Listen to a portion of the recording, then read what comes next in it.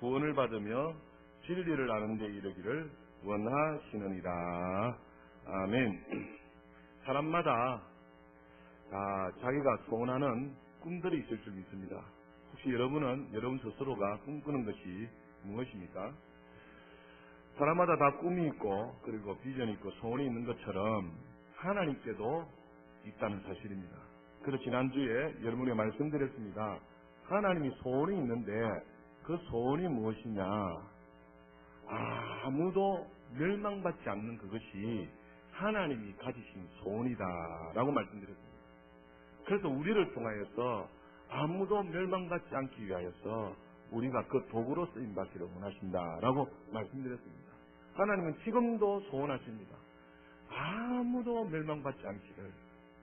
그래 어떤 사람은 하나님께 대하여서 오해합니다. 하나님이 심판하신다니까 하나님은 벌 받을 자 벌 받고 심판받을 자 심판해서 멸망받기를 원하신다라고 오해하십니다. 근데 하나님은 스스로 말하시기를 아무도 멸망치 않기를 바라시고 악한 자라 할지라도 돌이켜 살기를 원하신다라고 말씀하셨어요. 에스겔서를 한번 찾아가 보실까요? 에스겔서 보면 알 수가 있습니다. 18절 한번 보십시오. 에스겔 18절 1176쪽입니다. 에스겔 18장 23절 보시면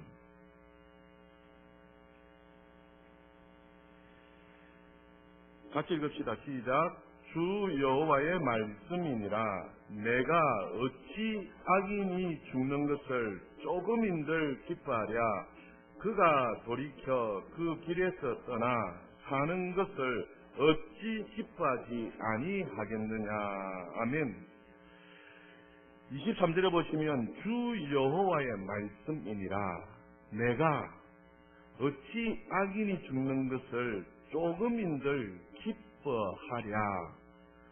그가 돌이켜 그 길에서 떠나 사는 것을 어찌 기뻐하지 아니하겠느냐 하여서 주님께서 강조하셔서 하시는 말씀입니다. 다시 23절 다시 해보시면 주 여호와의 말씀이니라. 내가 여호와 하나님이 어찌 악인이 죽는 것을 조금인들 기뻐하랴?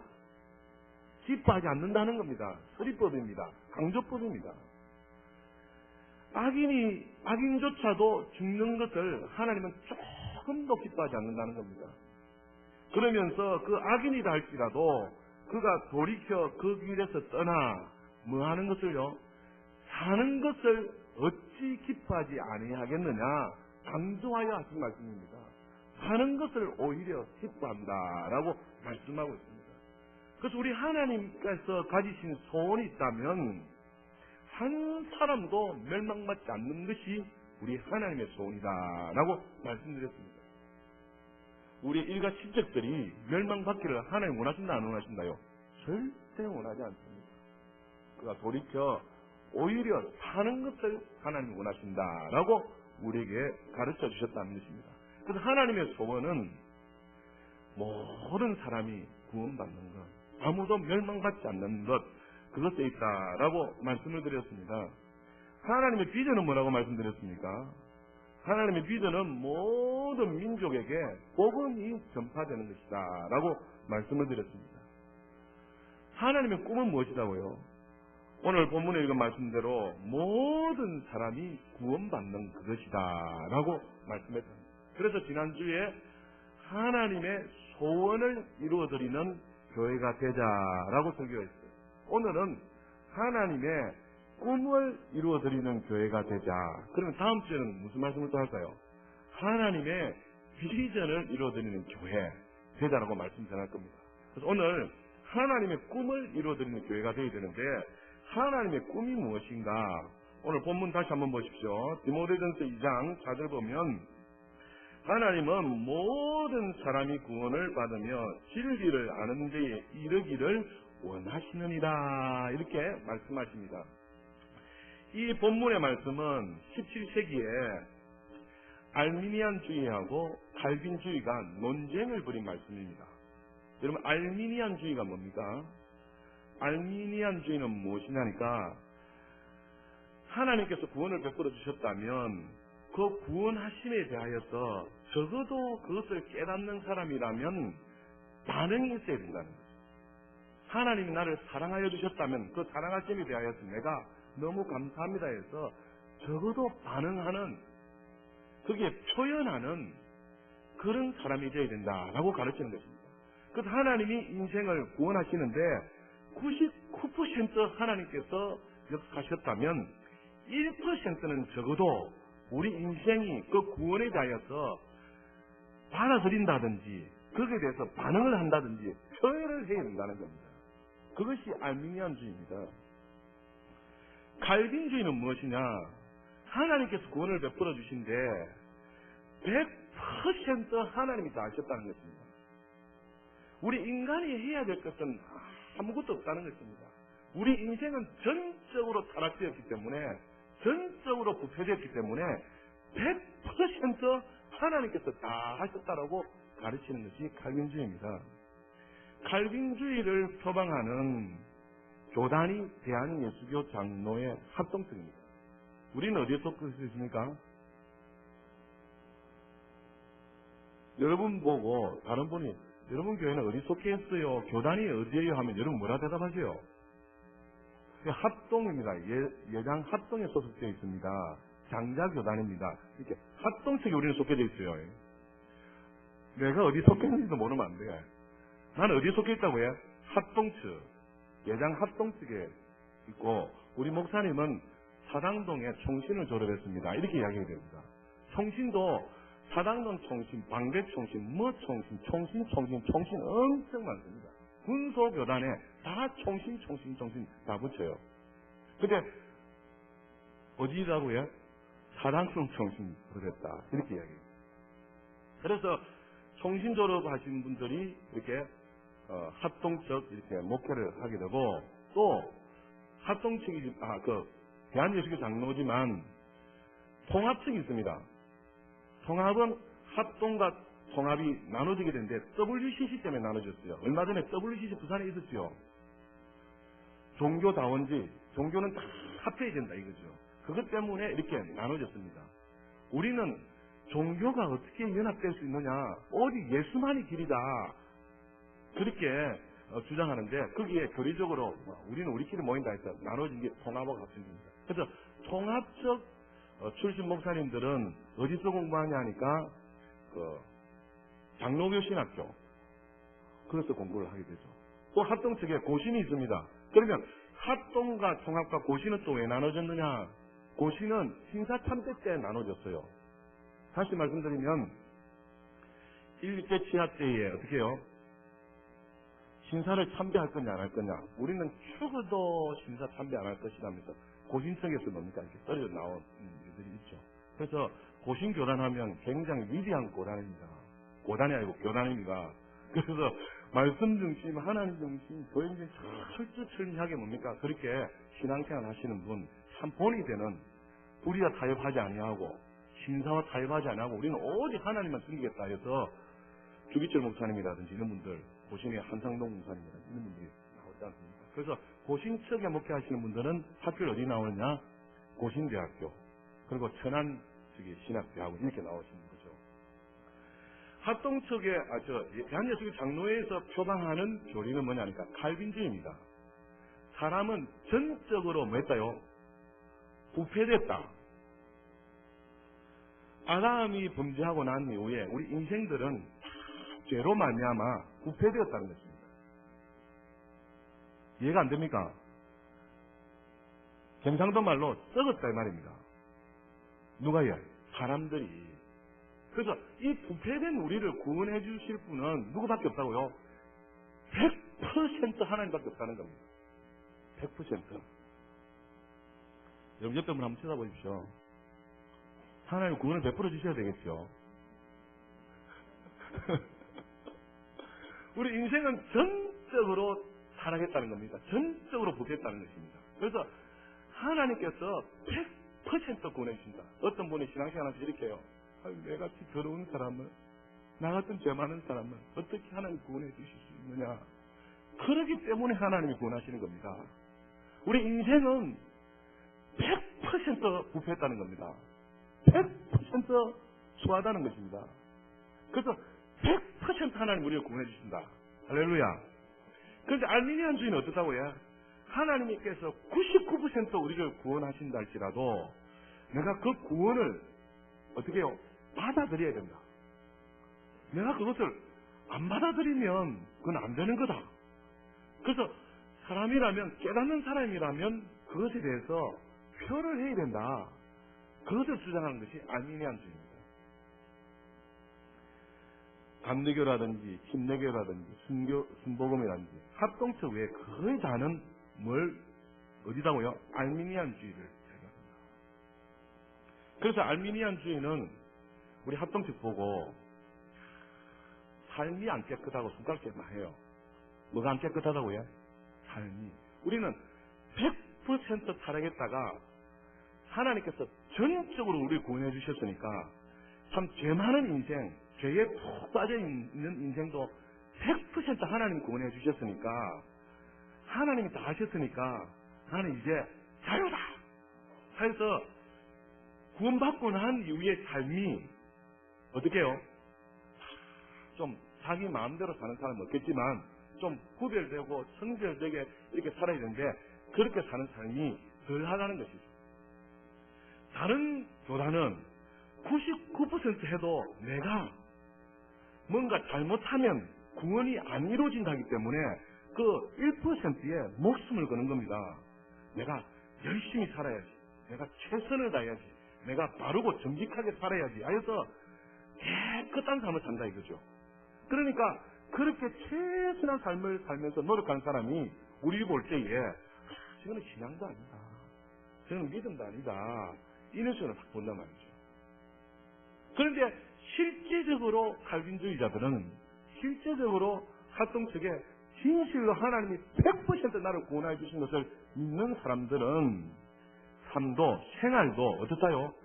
진짜 하나님의 은혜에 너무 고마워서 깨끗하고도 도덕적으로도 청결된 삶을 산다 이 말이에요. 여러분, 은혜가 크게 받은 사람은 그 크신 은혜에 대해서 너무 감사해서 빚진 자의 모습으로 살아가는 거 맞죠? 그래서 이 은혜가 너무 고맙다 보니까 어떻게 해요? 그 은혜 너무 고마워서 내가 어떻게 해요? 어찌 보답할꼬 하는 마음으로 구별된 삶을 사는 거 맞잖아요. 그런데 이렇게 살아가야 되는 것이 정상적인데 야, 나는 이제 구원받았으니까 나는 이제 천국 가니까 내가 조금 잘못 살아도 내가 조금 죄를 지어도 나는 뭐 따놨다요? 천국 가는 표를 따놨으니까 괜찮다고 하여서 나의 삶이 이렇게 세상적이 되어지고 나의 삶이 조금 단속이 안 되어지면 좀 사실을 돌아봐야 된다는 거죠. 그 진짜 칼빈주의는 진짜 말씀을 아는 사람들은 그의 삶이 생활이 어떻다요? 그 은혜 너무 감사해서 깨끗한 삶을 산다 이거죠. 할렐루야. 진짜 칼빈주의자들이 다 되실 수 있기를 주님의 축복합니다. 그런데 알미니안도 칼빈주의도 어디서 다 나왔습니까? 성경에서 다 나왔어요. 그래서 요즘은 칼빈주의 다 이렇게 이야기 안 합니다. 두 개를 섞어서 이야기하는 사람도 있고. 그래서 우리가 지금 신앙생활 하는데 진짜 그렇다. 내가 하나님 앞에 구원을 받고 은혜를 받았으면 그 은혜 고마워서 더 깨끗한 삶을 살아야지 하는 이런 쪽으로 신학이 많이 기울어져 가고 있어요. 하지만 성경은 두 개 다 이야기하는 것을 꼭 명심하시죠. 하나만 이야기하는 것이 다 성경에서 나오니까. 그래서 여기 계신 모든 분들은 우리가 하나님의 사랑으로 하나님의 은혜로 말미암아 구원을 받았다면 그 구원이 너무 감사해서 고마워서 우리의 삶 가운데서도 그리스도의 향기를 드러내시는 저와 여러분 다 되실 수 있기를 주님의 이름으로 축복합니다. 오늘 읽은 본문이 17세기에 이 두 파에서 논쟁이 일어난 것입니다. 그런데 누가 승리했을까요? 알미니안주의가 승리했다? 아니면 칼빈주의가 승리했다? 칼빈주의가 승리한 것입니다. 그래서 무엇을 보면 알 수 있냐니까 말씀을 다시 보시면 4절에 하나님은 모든 사람이 구원을 받으며 라고 말씀하고 있는데 이 모든 사람이 알미니안주의는 구원을 받아들이기로 한 사람에게만 한정을 했다는 겁니다. 그런데 칼빈주의는 어떻게 해요? 하나님께서 구원하시기로 특정한 사람, 그 모든 사람을 이야기한다는 거예요. 여러분, 우리가 지금 전도대회를 하고 있잖아요. 전도를 하고 있는데, 전도를 할 때에 우리가 저 70억 인구 수많은 인생, 지금 안디옥이 아니라 여기 안민동에 사는 사람들도 저 사람이 하나님이 특정한 사람인지 안 특정한 사람인지 안다 모른다요. 우리는 모르는 거 아니겠어요. 그래서 뭡니까? 아무나 잡고 어떻게 해요? 예수를 믿으라고 이야기하는 겁니다. 만일 하나님이 특정한 사람을 하나님께서 우리에게 가르쳐주면 우리가 그 사람만 가서 전도하면 되죠. 그런데 우리는 알 수 없으니까 모든 사람에게 가서 복음을 전하는 것입니다. 전하다 보니까 특정함을 받은 사람은 그 복음을 받아들여서 언젠가 주님 앞에 나오더라는 것이죠. 그래서 여러분, 복음 전하는데, 전파하는데 사실은 우리가 목적을 둬야지. 내가 전했는데 저 사람이 왜 안 오노? 내가 몇 번 가서 전했는데 왜 안 오나 해서 내가 시험 들면 안 돼요. 내가 이렇게 희생하고 내가 이렇게 시간도 투자하고 물질도 투자하고 니를 사랑해서 내 좋으려고 하나, 니 좋으려고 천국 가자라고 같이 전도하는데 니는 왜 안 오노? 이렇게 해서 내가 뭐 들면 시험 들면 안 돼. 그 사람이 택정받기로 정해진 자라면, 내가 전하였다면 하나님께서 어떻게 하실 거다요? 돌아오게 하실 거다. 그래서 때를 어떤지 우리는 어떻게 한다고요? 복음을 전하는 자가 돼요. 그래서 전하여서 이 예배당에 오게 되면 온 사람을 두고서 이제 뭡니까? 하나님의 말씀을 가지고 양육을 하는 거죠.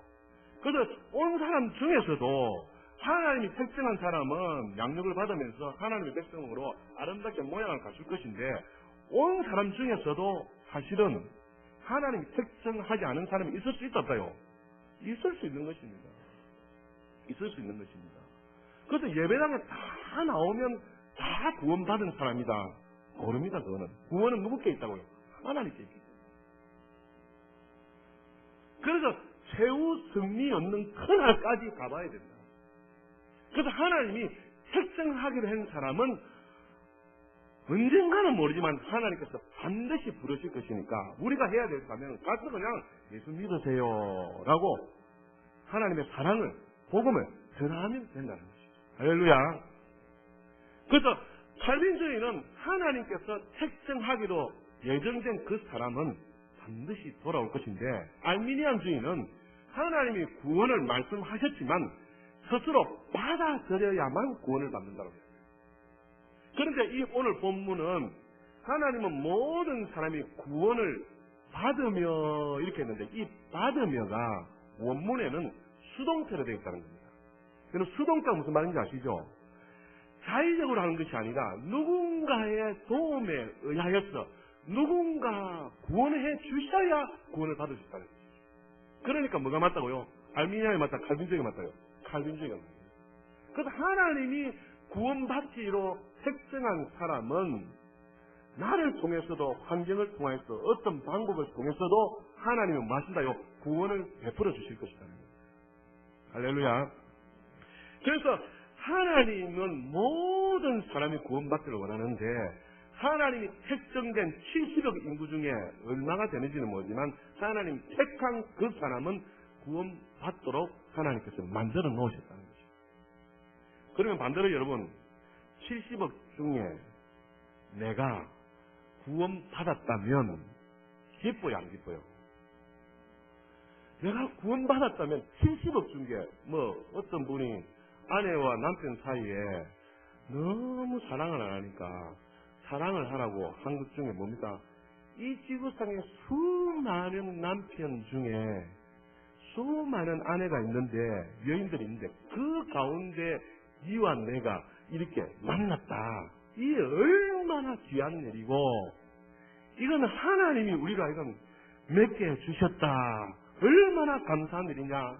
우리 서로 사랑하자. 이렇게 하지요.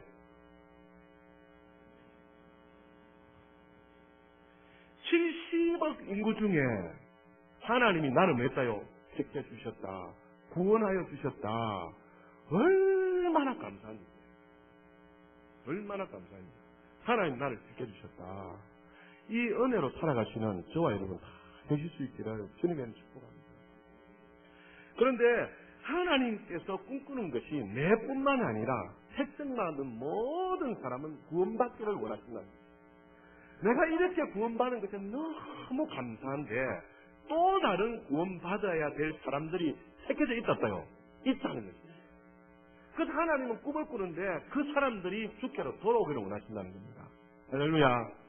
그래서 교회는 하나님의 교회인데, 하나님이 자기 피로 사신 교회인데, 이 교회가 하나님의 꿈을 꿔야 되는데 그 꿈을 이루는 도구가 되어야 됩니다. 그래서 우리 교회가 하나님의 꿈을 꾸시는 저와 여러분 다 되실 수 있기를 주님의 축복합니다. 70억 인구 중에 내가 구원받은 것이 감사하다면은 또 다른 누군가가 하나님이 택하셨는데 그 사람을 위하여서 나도 하나님 꾸시는 꿈을 꾸고 그 꿈을 실현하는 그런 사람이 되자라는 것입니다. 할렐루야. 그래서 하나님의 꿈은 모든 사람이 구원을 받는 것이다 라는 사실입니다. 여러분, 예수님께서도 말씀하셨어요. 요한복음 6장 39절에 보면 예수님께서 하시는 말씀이 나를 보내신 이의 뜻은, 요한복음 6장 찾아가 봅시다. 요한복음 6장 39절.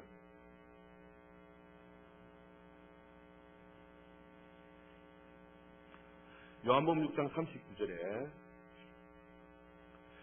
153쪽입니다. 같이 읽읍시다. 시작. 나를 보내신 이의 뜻은 내게 주신 자 중에 내가 하나도 잃어버리지 아니하고 마지막 날에 다시 살리는 이것입니다. 아멘. 예수님도 하시는 말씀이 나를 보내신 이의 뜻은 내게 주신 자 중에 내가 하나도 잃어버리지 아니하고 마지막 날에 다시 살려서 영생 얻게 하는 것이다 라고 말씀하는 것입니다. 여러분, 이 말씀 보면 조금 이상하잖아요. 그래서 제가 말씀드려, 성경은 알미니안주의, 칼빈주의에 같이 있더라고요. 하나님 앞에 뭔가인지도 모르지만 물려 들어온 사람이 있어요. 이 들어온 사람이 어떻게 해요? 잘 양육을 받아서 하나님 사람도 될 수 있었어요. 될 수 있다. 예수님께서도 하시는 말씀이 나를 보내신 이의 뜻은 내게 주신 자 중에 내가 하나도 잃어버리지 않는 것이다. 잃어버리지 않는 것이다. 그래서 마지막 날에 모두가 영생 얻는 것이 예수님이 말씀하시는 하나님의 뜻이다라고 말씀하는 것입니다. 그래서 하나님의 꿈은 모든 사람의 구원을 얻는 것입니다. 그래서 예수께서도 마가복음 1장 38절에 예수님이 이 땅에 오신 목적을 이야기합니다. 내가 왜 이 땅에 왔느냐? 바로 뭐하러 왔다고요? 전도하러 왔다. 마가복음 1장 38절에도 찾아가 봅시다. 마가복음 1장 38절에 보십시오.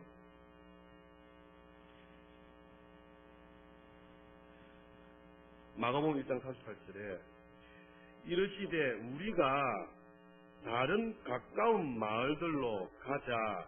거기서도 뭐하러 해? 전도하리니 내가 뭘 위하여야? 이를 위하여 왔노라. 이가 무엇입니까? 전도하러 왔다.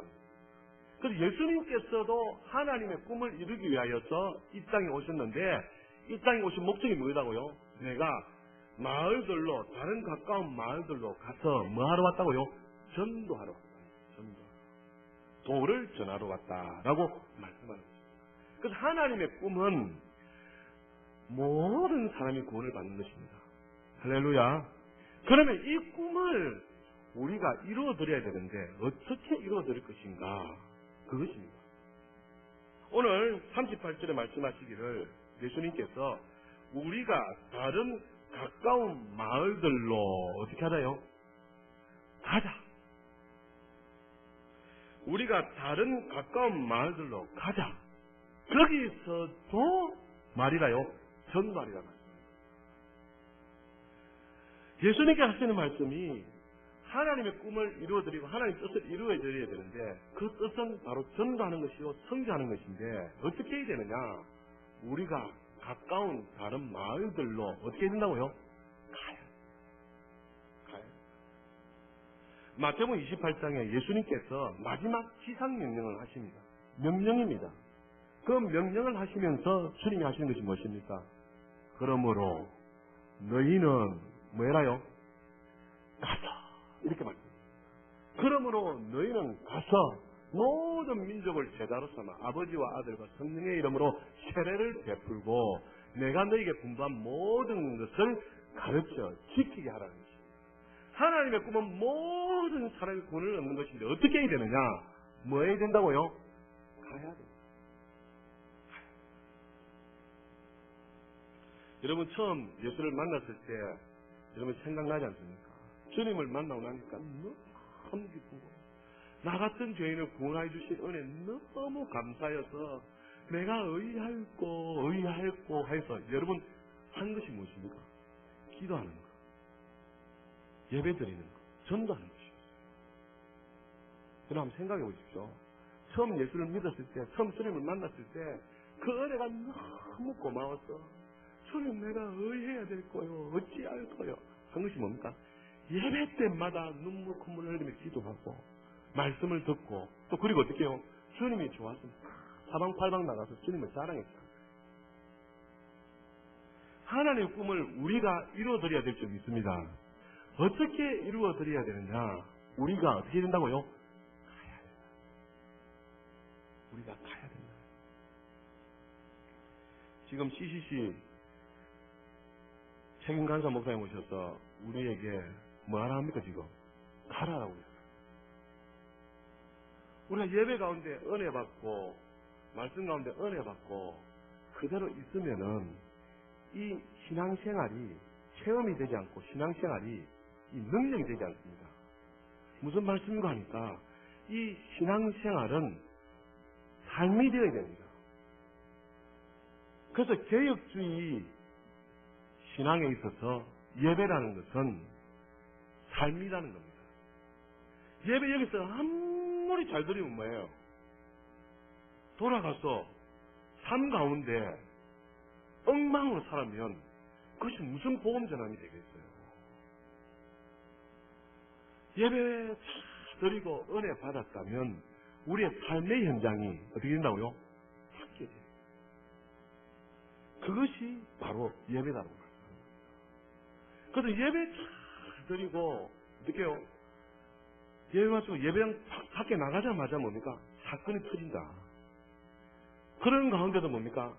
그 사건 가운데에 예배하는 모습이 있어요. 우리의 가정에서, 직장에서, 사업에서, 생업이 바로 신앙생활의 연장선이 되어야 된다. 그것이 삶이 되어지고 그 삶의 연장이 신앙생활이 되어야 됩니다. 그러는 우리 모두가 다 될 수 있기를 부탁드립니다.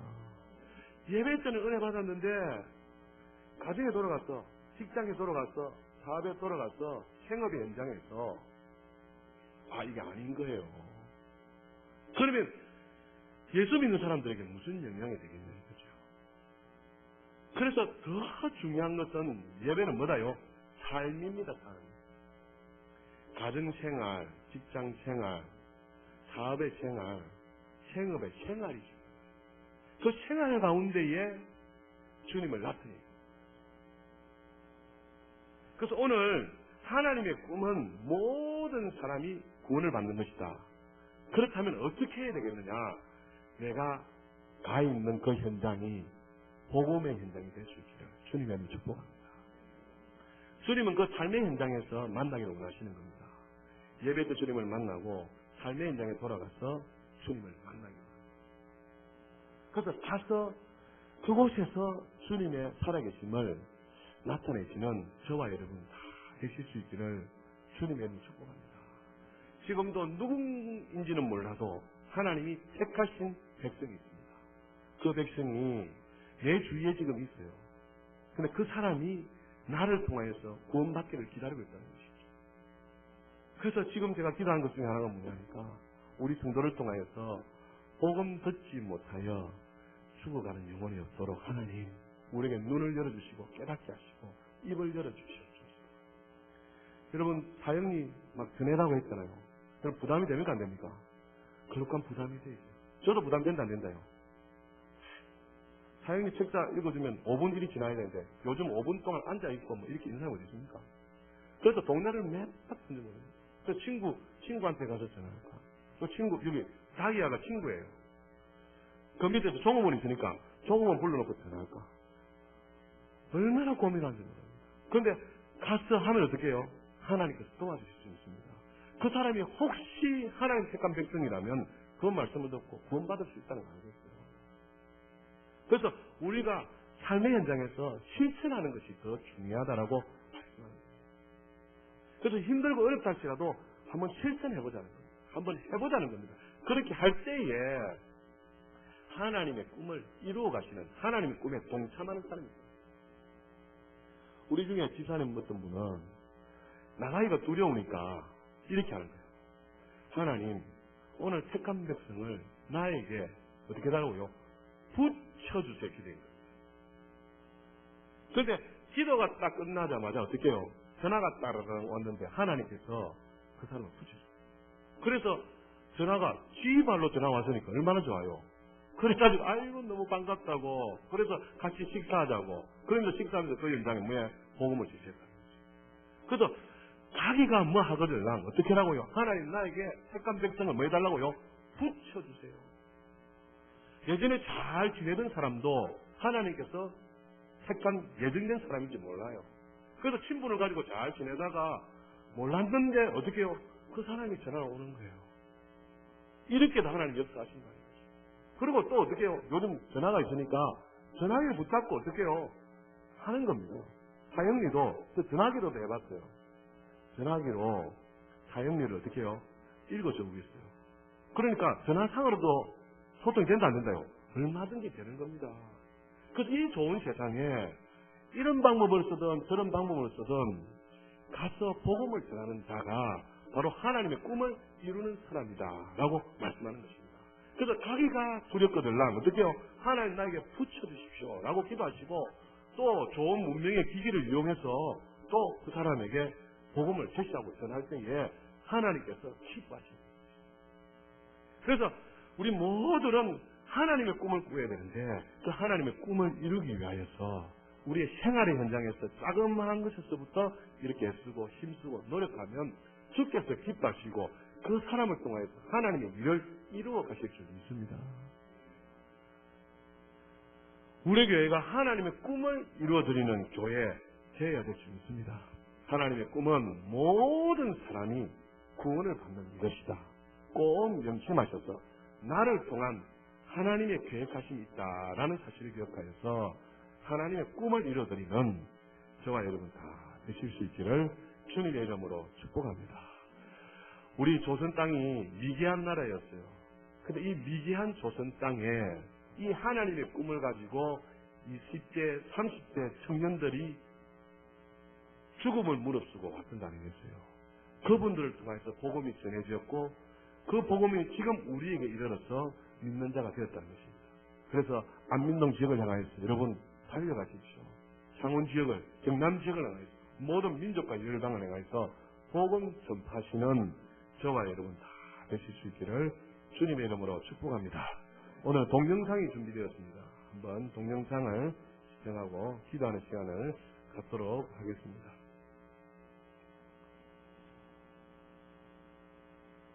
그 안에는 희귀하고 값진 무엇이 있으리라고 기대되는 동양의 작은 나라를 소개하려고 합니다. 이름은 조선이며 국민의 수는 1300만 명. 부패한 정부로 인해 당파 싸움이 끊이지 않으며 귀족사회의 횡포가 이루 말할 수 없는 나라라고 하지만 그 나름의 독특한 문화와 민족성, 자존심이 있는 나라입니다.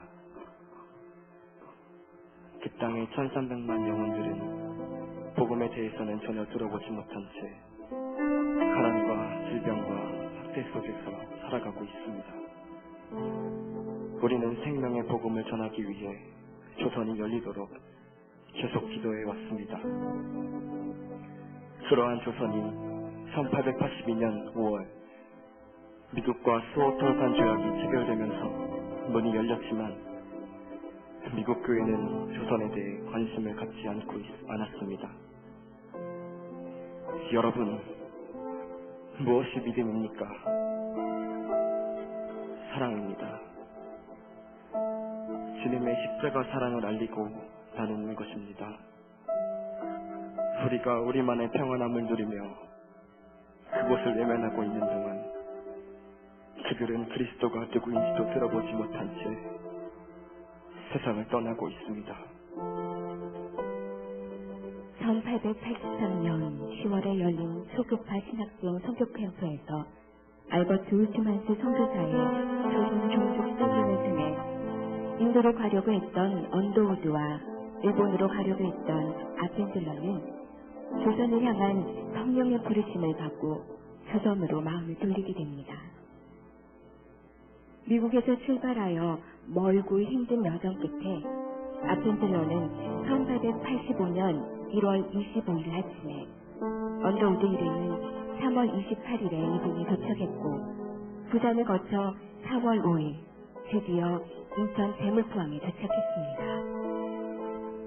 언더우드가 입국했을 때 조선인들 사이에서는 그 전에 일어났던 갑신 정변의 후유증으로 불안정한 정국이 계속되고 있었습니다.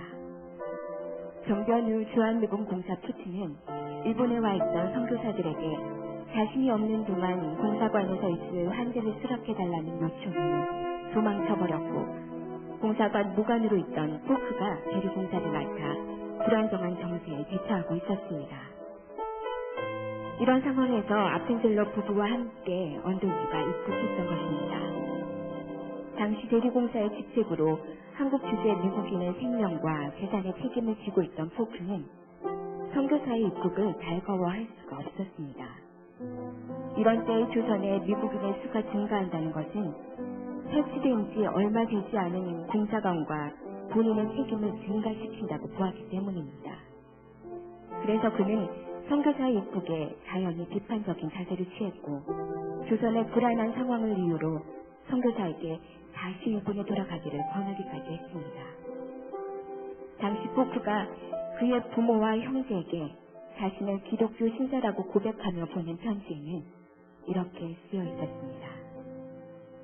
지난번 증기선편으로 5명의 선교사들이 제물포에 왔을 때 그 중에는 가냘픈 여성도 한 명 있었습니다. 이들은 저에게 미국의 보호 아래 선교를 하며 조선의 안정을 돕겠다는 등 과장된 편지를 써보냈습니다. 저는 조선의 위험한 상황에 대한 설명을 자세히 써서 이들에게 보냈고 자신이 타고 온 증기선을 타고 일본으로 돌아가기를 권했습니다. 그런데 또 일본에 있는 다른 선교사들이 이곳에 올 것이라고 제게 편지를 보내왔습니다. 저는 마찬가지로 이들도 말렸습니다. 아마도 포트공사가 선교사들에게 자신들의 집을 지을 때까지는 공사관에 와서 생활하라고 한 것 같습니다. 그들을 위해 통역해줄 사람은 저밖에 없기 때문에 그들이 이곳에 왔다라면 저는 사실상 그들의 노예가 되었을 것입니다. 이러한 포크의 바램과 공고에 따라 4월 5일에 도착한 아펜젤러는 임신 중인 그의 아내와 함께 며칠간 제물포에 머물다가 일본으로 들어갔습니다. 그러나 언더우드는 한국 도착 이틀 후 서울로 들어왔고 장로교 선교본부의 엘리우드 총무에게 이렇게 첩보기를 합니다. 드디어 서울에 도착했습니다.